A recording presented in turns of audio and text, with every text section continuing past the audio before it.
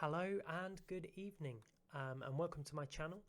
This evening we are going to be playing through RimWorld, where we are basically going to be asking the question, can we beat RimWorld using bows and arrows and actually steering clear of guns? The idea behind this for me was I wanted to see just how possible this was as you get to kind of like the later games. So this first episode we are just going to be looking into, like, how do we get set up, how to get sorted. I went for the Lost Tribe start, and it was interesting. We kind of went through, we picked the characters, and I tried to get as much of a well-rounded skill set as I could possibly get. So I looked kind of at getting a bit of shooting. I felt that melee is going to be quite useful in this run, although I haven't used too much of it yet, and you'll see that as we kind of go through the video. We needed to make sure that we had some medical, some intellectual. I wanted to make sure that cooking and construction were there as well. Things like mining and plants, I was less fussed about. The kind of low risk activities I found in RimWorld, whereas things like the cooking is going to potentially cause food poisoning. The construction, again, as I said, I felt that that one was really important, because if we didn't quite get that right, then we're in a position where we're losing lots of resources as we go. So I wanted to make sure that this all kind of worked for the time being, and that we were quite comfortable with what it was we were doing. So yeah, I looked through. There's a few problems I started to notice as I got kind of more into the playthrough. I didn't really look too much into the character, so I was just primarily looking at skills. I did notice that this character here, Crew, they are an alcoholic, and then we had some that were suffering from things like malnutrition, but I think that's quite common for this particular start anyway, so I wasn't too fussed kind of at the start, and hopefully there's some bits that I found quite amusing as we sort of went through, but I was being quite careful here. I wanted to make sure that the skills were relatively well rounded, but I also wanted to avoid certain traits that I started noticing, like the things like a psychopath, pessimist, kind of didn't really fit what I wanted to do in here. So I thought that maybe it'd be better to kind of take away kind of distressed as well. So in the end I was quite happy with the 5 colonists that I started with. They are going to lead to a pretty good run. I'm not going to lie, I was quite happy with the start. So I kind of read through, and yep, we've escaped a kind of mechanoid attack, and we started off with 3 animals as well. Please don't get too attached to those. It was quite hard to feed my colonists there at the beginning, but we'll brush over that a little bit. So I started looking around to see where would be the best place to start. Really, I wanted to make sure that as we were going through, I picked a good location, and in the end I think I found a fairly good spot. It's pretty defensible. It only has sort of like 2 open access points, one at the bottom, one at the top. So I started out building up my stockpile zones, and eventually kind of building up a structure, and we get more into that as we go. So I don't know what I was quite planning here. We were looking at things, and I was kind of like, how am I going to do this? So I decided to make the main room as part of the stockpile, to stop things from degrading, from getting kind of like wet or rained on, and they jumped straight into this. But I kind of kept it simple for the time being, and didn't want to go in too much like detail into like how I was gonna build things out. I know there are some kind of like YouTubers out there, and I've seen them play, and they're really good, and they like plan it all out. I am not that. I'm kind of like, yes, there's a box, and there's another box. But hopefully the more I play this, the better we'll kind of get through. And as I said, I want to do not just this challenge run. I've actually got a few ideas for challenges that I want to develop and kind of bring forward, and hopefully show you some different ways to play, and there's some other things that I felt were really important. So I started getting the guys like harvesting berry bushes, things like that. Eventually what I thought would be a good way to start is actually getting things like pemmican on the go. but I decided after looking around at the berry bushes there weren't really enough, so I went for the age-old staple of rice. Now you'll notice that I've got a lot of things that I suppose people wouldn't necessarily have if they're playing vanilla. I do have a lot of mods installed, primarily I've got the ones that are of note. I've got the vanilla extended mods, which are really nice because they just add that little bit extra to the game. I obviously have the DLCs as well. I tend to find that not all mods work very well if you don't have the DLCs too. And kind of in addition to that, I have some around animals. I find it really frustrating in this game that not all animals can kind of be trained or put to use, but you can tame them all. I get kind of, I suppose they're supposed to be like pets, but I get a little bit fed up and I want them to do things for me, and that does kind of take part a little bit later. So we focus on kind of like the building, like the cleaning up, getting things together, and you know, essentially getting a little start on the go. I did do a test playthrough of this, and in the test playthrough everyone starved to death, so I was kind of like, let's avoid that happening this time. And instead let's actually think about, yes, sorry, everyone look away from the screen. Unfortunately, we we went against having pets for the time being. It's not something that I obviously, you know, I'm proud of, guys. This is something that, you know, I'm quite sad about. And you know, I made sure that we placed a butcher table and a cooking part. That's what you saw a little bit earlier. I just wanted to make sure that I had a stove, I had a butcher's table. I wanted to make sure that we could actually process stuff up. And I've also shared here just how I kind of do my priorities for my characters. So I take it for the childcare. We have no children, so it kind of seems counterintuitive. And I always make sure that the highest priority stuff is the firefight, patient, doctor, bed rest, and basic. I find that's really helpful. And then after that, I kind of would checking out kind of who had what skills at what level to decide what priorities we should have. Ideally, I want people that can cook on the cooking, right? I wanted a few hunters, but I find the hunting really frustrating because obviously it takes animal and shooting into account. So I wanted to make sure that I was just picking the ones that had high shooting, so I'd actually given some of the ranged weaponry that we started with too. I think we had a peeler and some short bows, so we'll, if I haven't already, I'll be kind of assigning those out. And I also made sure that I put a few on like the growing and plant cutting to make sure that actually we're getting this rice field planted. It took me a little while to realize that, oh wait, they're not planting anything. And just in the early game, I just turn off all art, crafting, things like that. I just don't really see a point in having it in the early game when you've not got any crafting stations or anything set up. Yeah, and I also set kind of research quite a high priority, because something that I didn't realize when I was playing through this was that you don't actually have much in the way of research if you are starting off as kind of like the lost tribe. Makes sense. I'm kind of used to starting off with electricity and things like that, so I was a little bit like, oh, how am I going to get my freezer set up? But you know, we'll start researching electricity later and sort of go from there. And you know, little sleeping montage. They finally started butchering things, and things were going really well. You know, for the time being, nothing too kind of dramatic happened. They started kind of clearing things up, so I started encouraging more hunting and stuff. I felt if I had a steady meat supply, I could start making pemmican, but I realized that they weren't mining the iron, so I had to make sure that that was something that was actually being done. You know, I kind of set a few that weren't the best at mining to mine, so that we would actually get the steel in to build the stove. I felt that that was really important for this playthrough. So placed a few torches, actually brought some light in. Obviously I'm really aware of the potential break risks of, you know, dark room. We then started having a wonderful stove being built so we could cook some delicious, well, not meals, but pemmican.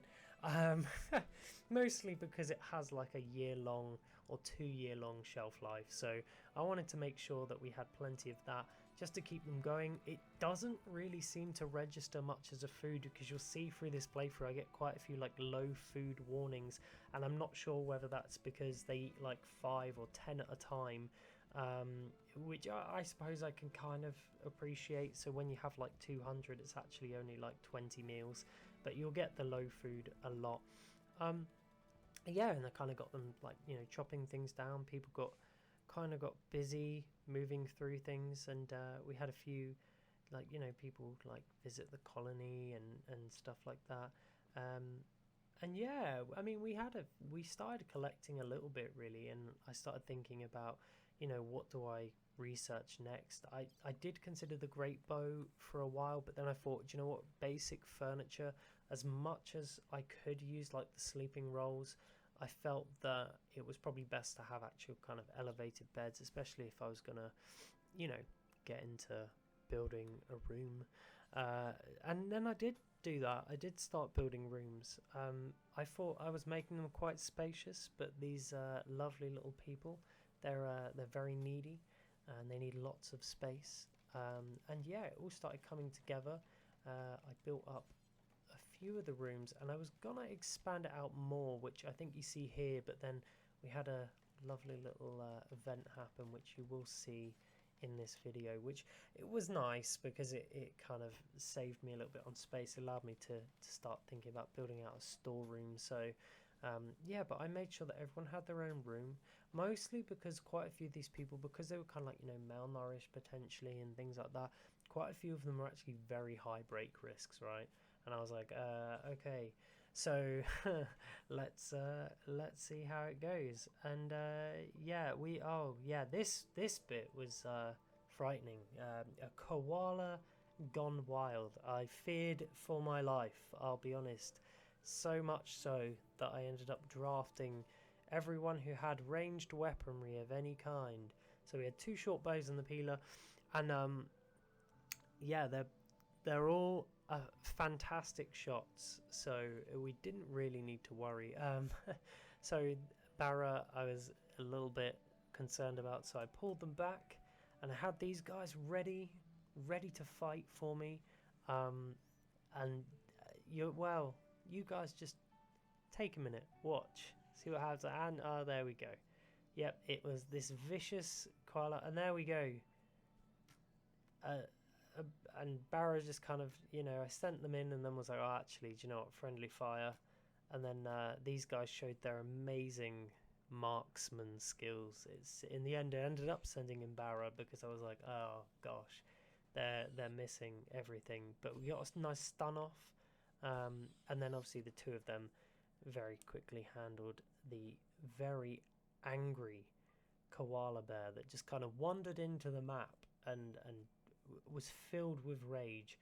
So I put down a new sleeping spot and kind of made this a medical location. Obviously I did it too late, and Trobo decided to just you know, look at him, he's just been scratched up by koala paws. Don't mess with koalas, guys. So we got the medical station set up so that they could be tended properly, and you know, we started thinking about recreation as well. At the moment the rooms were built, but until I had the beds researched, I just didn't really see a point in sort of populating them. So instead I started thinking about, you know, crafting spots. My idea here was, obviously eventually it's going to be winter, and when it gets to the cold, other than obviously putting campfires in the room, I wasn't too sure. Now this is the exciting part. So I have decided in my infinite wisdom that we shall call our main settlement the Condiment Crew, which means the only logical place for us to live is, quite honestly, the fridge. Okay, so we've got the Condiment Crew, they live in the fridge. And after that amazing, you know, naming convention, I decided to start making kind of pelt coats. I thought I was being clever with the defenses. I'll be honest, we got these lovely spikes here. What I didn't realize is that you can walk onto the spikes if you're not careful, which is really frustrating.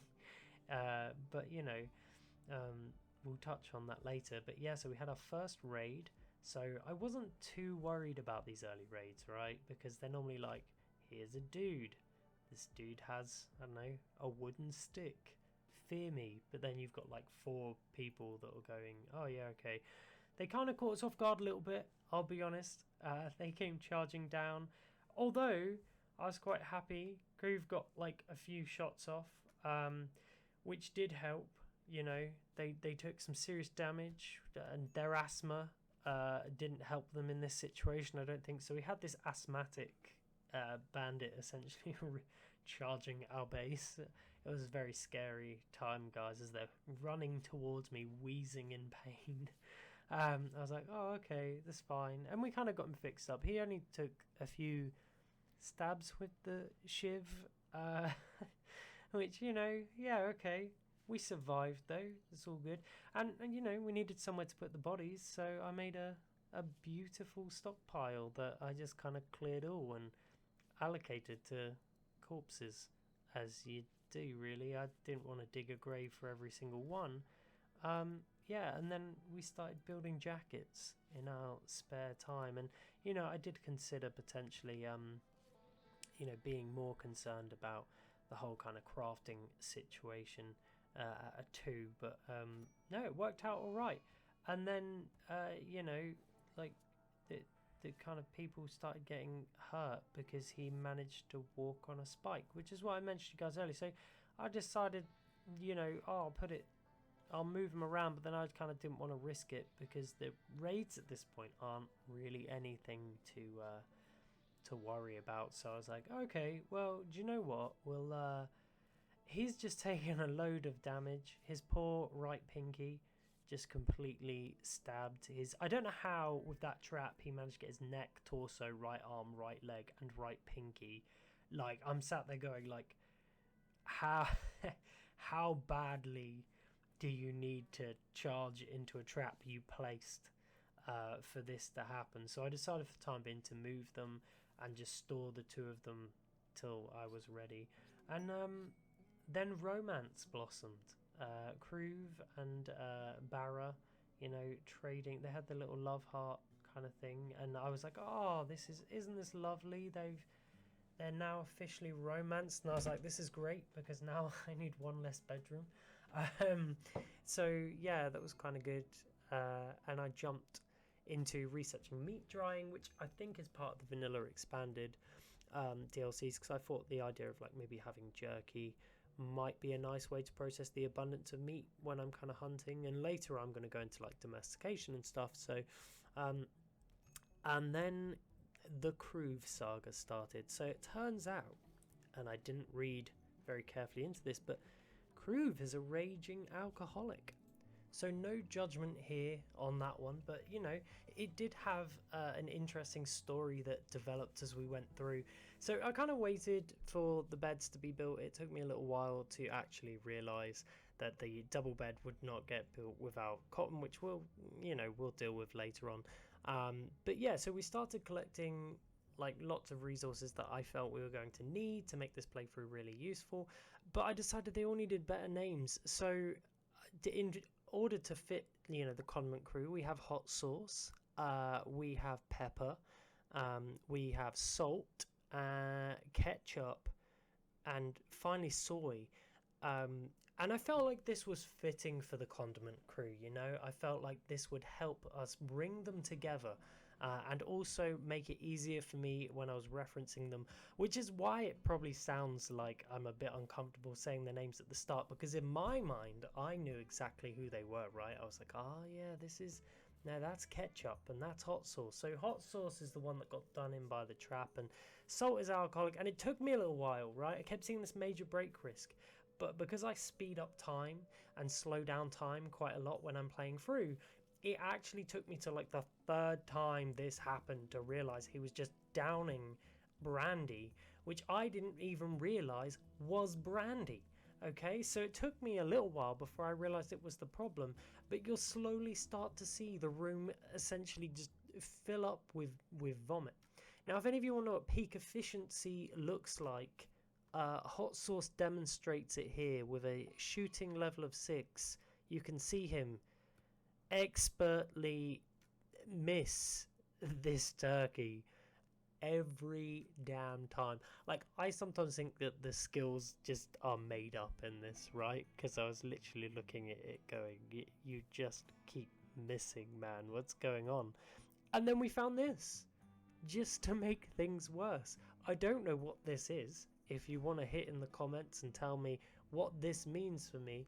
But yeah, we found the transponder, which I'm assuming we'll be dealing with in later episodes. It hasn't happened yet, so you guys are seeing it as it happens.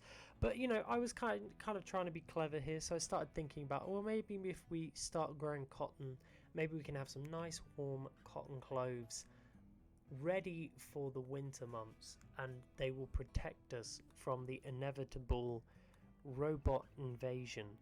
And I actually had to look at the double bed again, and then I realised, oh, it's cloth double bed, and the double bed roll is going to need cloth. So I was getting sick of like Pepper and Salt having to sleep on the floor, because obviously it has a negative morale penalty. So I was like, I'm just going to give them 2 separate beds for the time being. They can work up to it. Yep, and here we go. Look, so another major break risk, and I was like, what's going on? Who is it? Oh, it's Salt again. And just, if we rescue Salt, so as you can see, you can already see kind of the pathing that's going to be happening, right? It's like he wakes up, he's fine, he sees the alcohol across the room, the alcohol whispers to him, and he climbs over, takes a drink, passes out, and needs to be rescued yet again. And he is literally laying across from our stove. So, and I left the medical spot there for so long as well. I don't think I actually moved it in this playthrough. So it took me a little while, right? You can see the cogs in my brain going through, and I'm like, what if I'm clever? What if I move it to another room? I can set this as what will later be my fridge. So I set it to like priority critical, made it for food, which automatically will move like the alcohol products as well. And I was like, okay, maybe this will work. Spoiler, it did not work. I thought it might, but alas, it turns out no, this is a serious problem for him. So yeah, we were kind of like, okay, right, how can I help him? How can I make things better? I know how. I'll build some coolers. No, that's not what happened. But you know, he eventually, look, he woke up, and I thought, look, he's eating. Oh, that's great. And then he does it again, and he's down. That's it. Down, gone. Raging alcohol. I was like, do I wait for him to eventually clear out and finish all 10 bottles of brandy? No. This is probably not a good idea. Hopefully they'll move it soon. But you can see my little like fridge area is starting to develop and grow, which is absolutely lovely. We're storing loads of pemmican at this point. I also then started thinking about art to help with like the improvement of things. But you know, then I got distracted because a whole family of ducks joined us, and all that went through my mind was lunch. And then I saw this. I've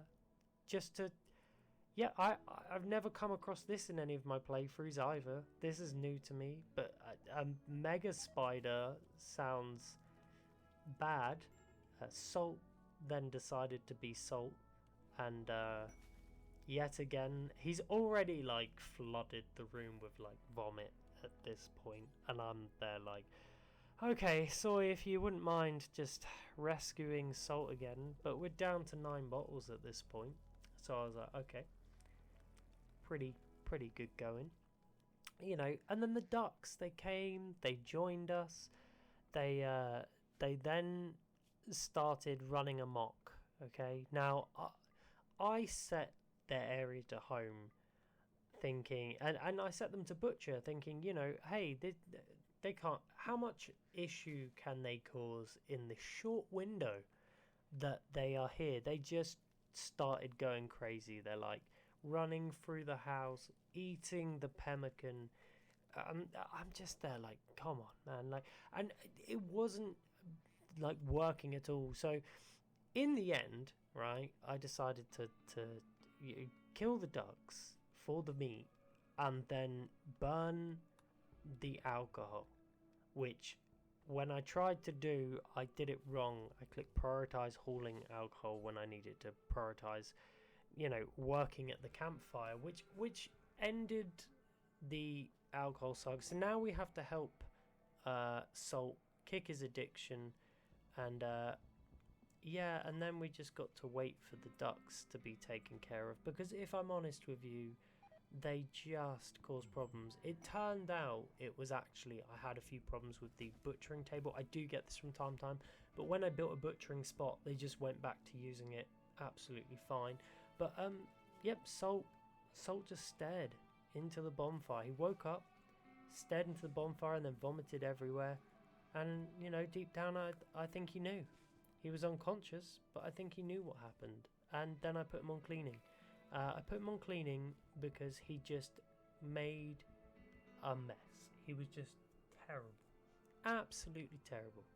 Just the level of disrespect from Salt at this point was just miserable. And obviously, as you can see from this clip, we were successful in defeating the Duck Menace just in time for a wonderful raid that was hilarious. I did not get ready for the raid. I forgot about the raid before they did, the loitering and then the charge. And a trader took out the raid for us, so I didn't even realise. I started checking on things like temperature as well. We had like a heat wave come in. I was kind of expecting everyone to start passing out and things, but thankfully I'd had the hindsight to build all the coolers, which allowed things to keep cool. So I'll probably do the same when we get to the winter months. We don't in this episode, but when we get to the winter months, I'll do the same with campfires, just to keep things nice and warm. So I thought this was pretty decent. We'll uninstall them or deconstruct them, the coolers, and then build campfires in their place when it comes to the winter months, to make sure that all the rooms stay nice and toasty. That is until we can sort out air conditioning, which will happen. But as I said, I got Salt on cleaning duty, and we started building our sculptures, because I needed sculptures. I needed to enjoy a little bit of art. Our tribe had flourished, and we needed art to celebrate. Lots of art. 10 art, to be specific. No, 5 art. 5 art. That's what we needed. And why? Because art is good. As you can see, they were working hard on the art, and we placed it in the room to just make it that little bit more beautiful. Because Ketchup, you see, it was a very sensitive soul and was constantly upset by the fact that, he was living in a rubbish room.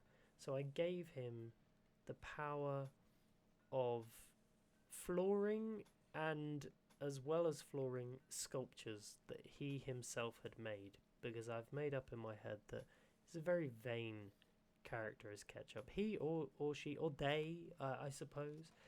But anyway, we started looking into electricity, because I thought, I said no guns. I never said we weren't allowed the power of electricity. These can be a very industrious tribal people. And also, I kind of thought that the game would just be an absolute nightmare if I could not freeze my food, or like cool and heat things up and down with the kind of air controls.